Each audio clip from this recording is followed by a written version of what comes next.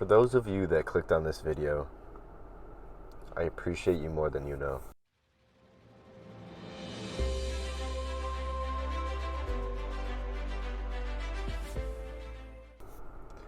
I'm going to share some deep and personal things just to show you guys that I am also imperfect, and just because I preach about mental health and I seemingly have it all figured out, I also go through things of my own. So this is just going to be me expressing my thoughts and expressing my own vulnerability, and I appreciate you guys just listening and being here for me. So basically, I wrote some things down, got this from my sister for Christmas, so I appreciate you.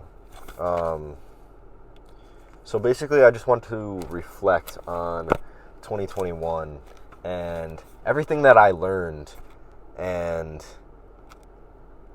I learned a lot about myself, about my own trauma and my own experiences, but as well as how I can help other people better as well. I'm just going to put this here so I can kind of see it. But as you guys know, I started this YouTube channel in 2021, like very early on. I'd kind of been thinking about it over that winter break. But I was like, I don't know if I can do it. And then other times I was like really motivated and I was like, yeah, I can do it. And then I don't know, it took a lot for me to finally work up the courage to do it.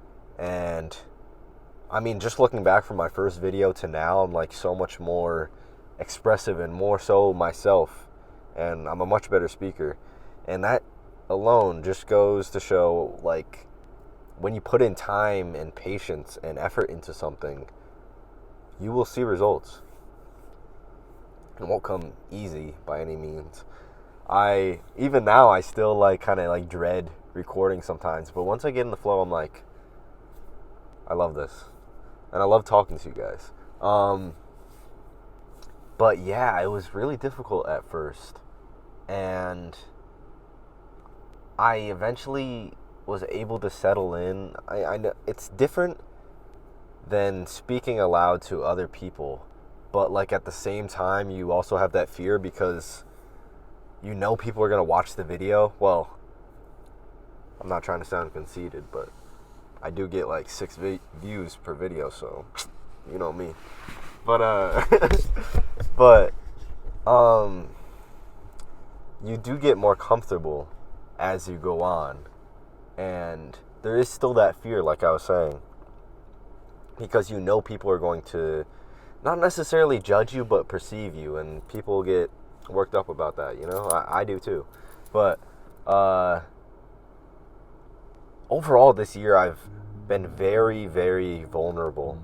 And for me, growing up, I was not vulnerable. I was a very shy kid, and I didn't express how I felt. I didn't know how to express how I felt. Like, what words would I even use? Sometimes I still struggle with that in articulating how I want to express how I feel. But I've been very open and very vulnerable and honest this year. I can't get into specifics of the class or the semester exactly this past fall, but one of my classes is kind of about expressing vulnerability and like your traumas, and it's not so much so group therapy, but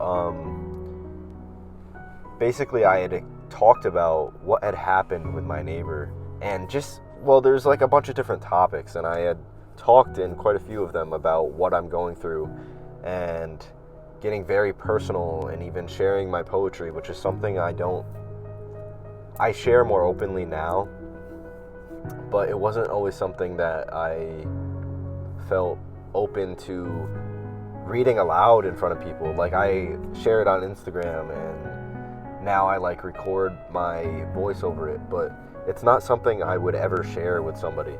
especially sharing it out loud. It's different because I never read it in front of other people, and I don't expect people to listen to my voice while I say it. But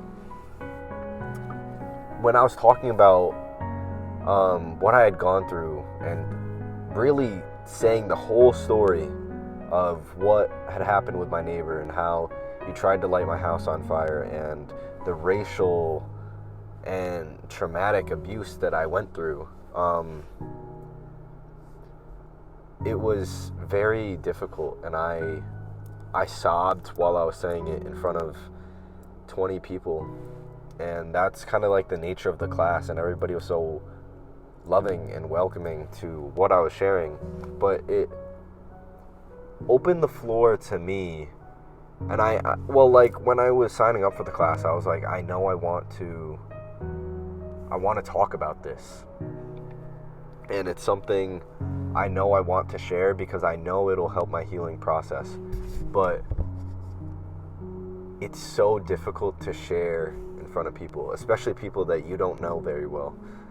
But with that being said, me crying, it really and sharing in front of people, it really allowed myself to connect back to my 10-year-old self and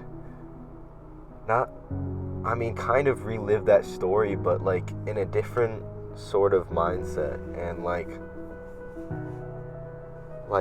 healing something that had been is so stuck within me, and something I'm still dealing with.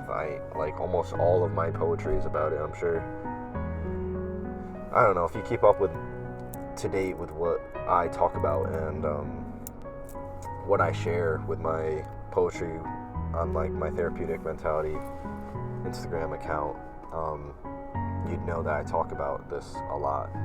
But I really was able to connect with my 10-year-old self, and in that I'm able to see how much growth I've had since that experience, and how much pain still lingers on, but not necessarily in a negative way, just like acknowledgement and like showing that I still have work to do in terms of healing. And it was really powerful. Like nothing has been, besides therapy that I also started this year, which has been amazing, nothing else has been as powerful as this than sharing something so personal to me and something that still impacts me so deeply to this day, and then crying as a man in front of other people when men in society are seen as strong when they keep their emotions bottled within and don't show that side of themselves. I cried for my years of when I completely shut it down. I cried for when I was bullied for my race in middle school and elementary school. I cried for my 10-year-old self when I was abused verbally and racially. That cry was like no other. But also I've expressed my vulnerability in terms of what I've talked about with my therapist. That's another thing I had to break down as a man. I'm not saying this to like hype myself up. I'm just saying that this is something that men go through, and just everybody in general, because there's obviously a big stigma around mental health, but also in terms of like being a man and not like society deeming it as negative or being weak for expressing emotions or even going to therapy. But it was important for my healing process, and it was really difficult to accept the fact that I need help. That was the biggest thing. And accepting that you need help doesn't make you weak. It makes you strong for actually accepting it and surrendering yourself to vulnerability. Like, that's not something that's easy. by any means at all. But, and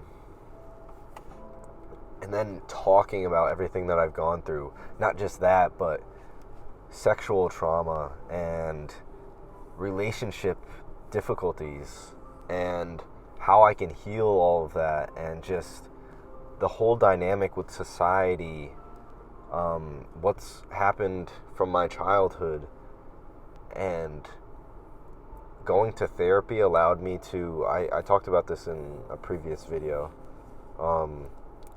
unravel what's all misconstrued in my head, and to like see it from a different perspective, and also how massively impactful it was to speak my truth.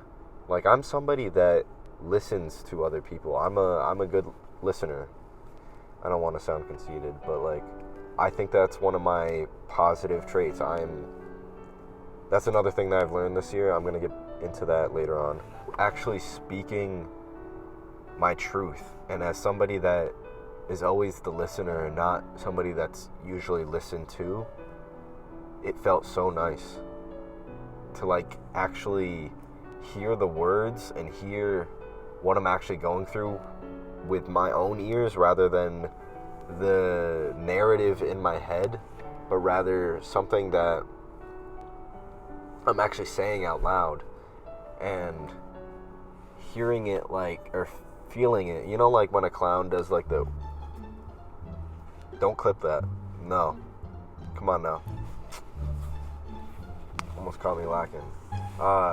When they do the thing with the, what's it called, come on now, what's it called, they have like the blankets, the colorful blankets, and they take it out of their mouth.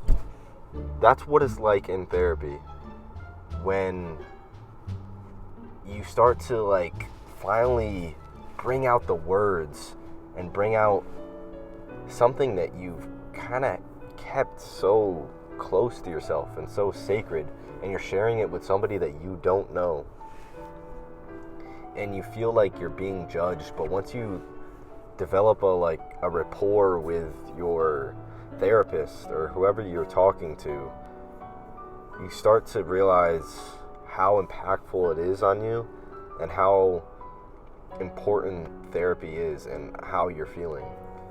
Because I've learned so much about myself, and I like to journal. I've journaled a lot this year. Like I have like 50 pages worth of journal in my Google Doc from this past year, just about everything that I'm feeling and all that. But that's another thing, like, I think it's really important to journal and get your thoughts out, and just to see them on like paper, or like see them in front of you, or hear them like through therapy, because it allows you to release yourself from what you're actually going through.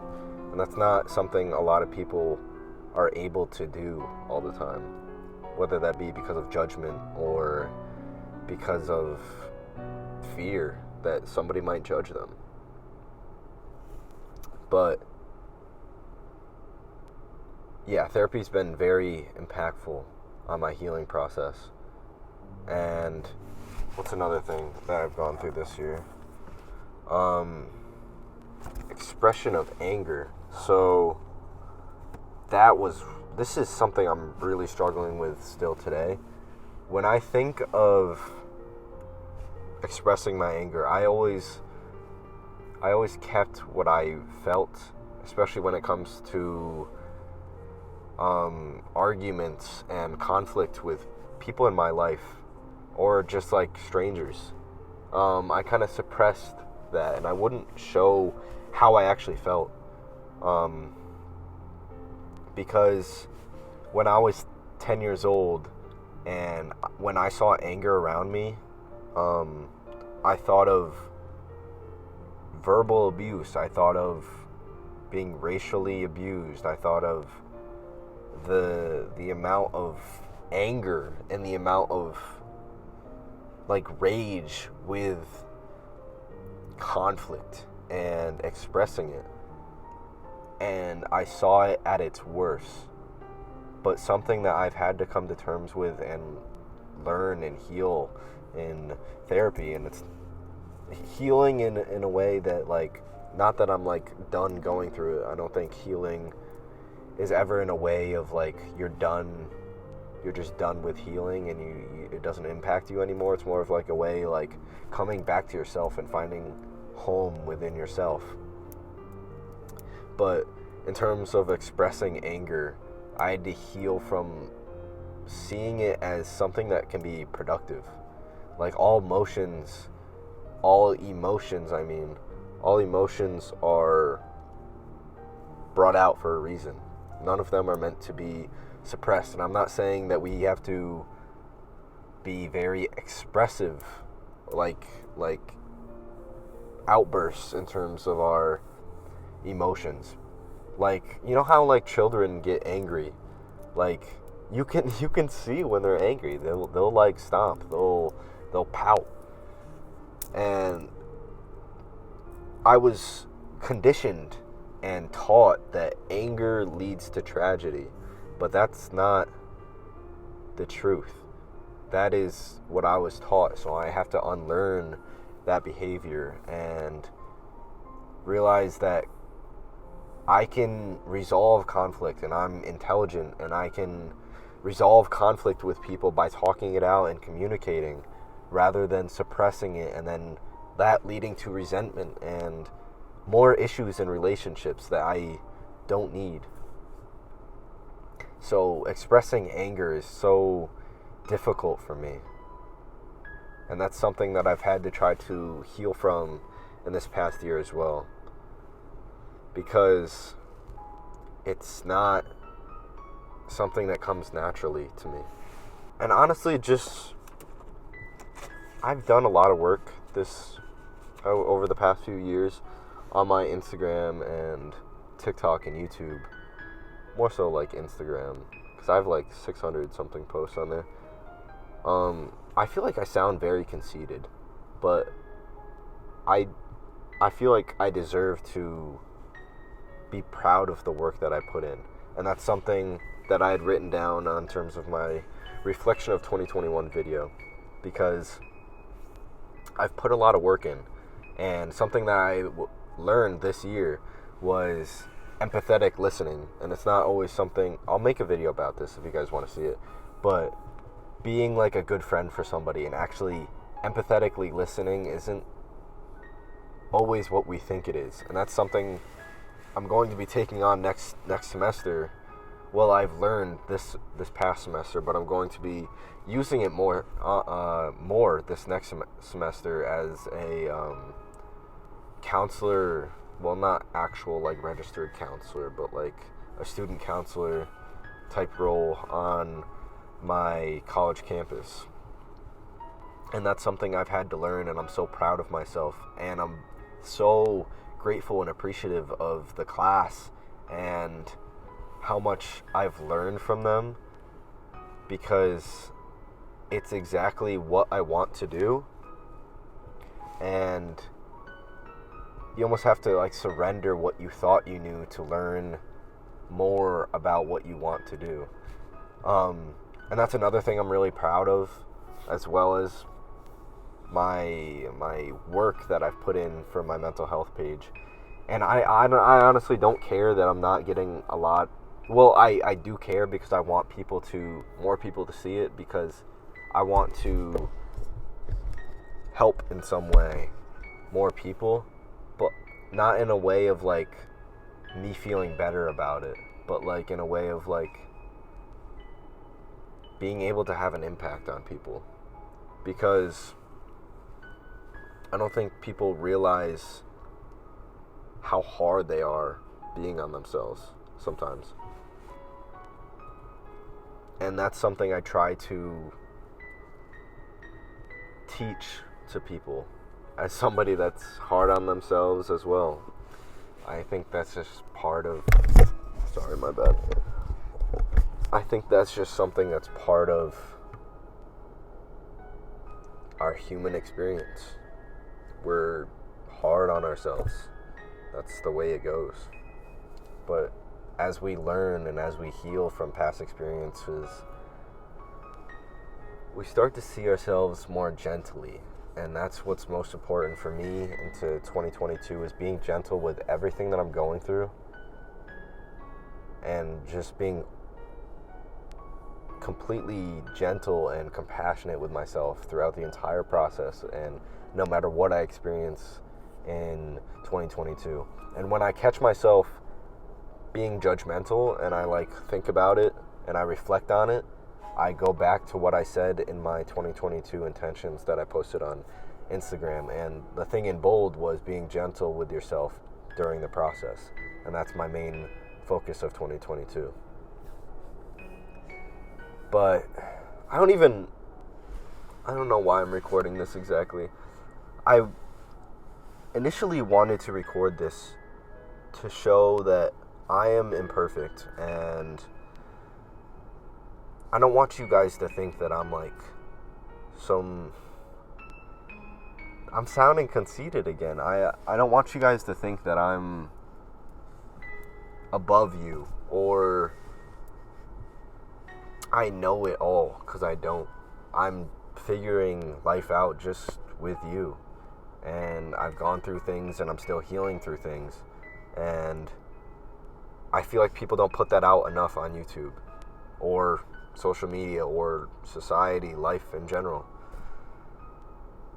People don't fully express themselves, and we deserve to express ourselves without shame or judgment, and in a loving way, because we are who we are, and there's no shame in that. I don't know how you guys, I honestly don't expect you guys to watch all 22 minutes of this. It's a little crazy, and it's a lot. So, if you made it this far, I love you. And I love everybody else that might not have seen this to the end of this video.